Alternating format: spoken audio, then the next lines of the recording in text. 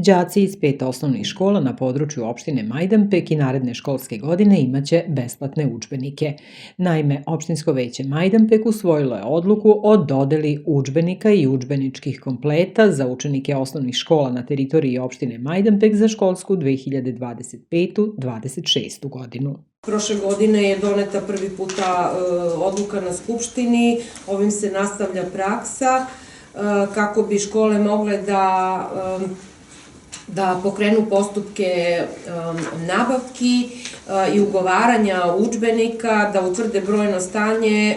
Potrebno je doneti odluku već sada, a imamo već i zahtev Ministarstva prosvete da dostavimo podatke o tome da li ćemo i u kojoj meri finansirati udžbenike za učenike osnovnih škola na svojoj teritoriji.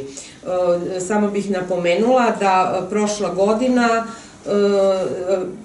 školska godina, znači 2024-2025. godina, utrošeno je ukupno 12.359.000 dinara za nabavku udžbeničkih kompleta za učenike svih osnovnih škola na teritoriji opštine Majdanpek.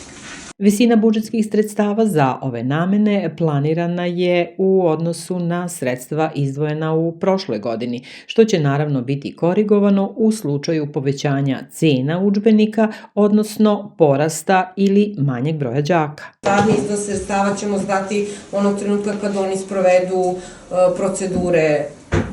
Direktori se već interesuju, mislim, neki su planirali već od 1. do 8. neki od 1. do 4. neki nisu uopšte planirali, to je sad od škole do škole, i verovatno i sposobnosti te administracije u školu. Ukoliko se svi poslovi budu odvijali planiranom dinamikom, već tokom maja, odnosno juna, đaci bi mogli da dobiju svoje besplatne udžbenike za narednu školsku godinu.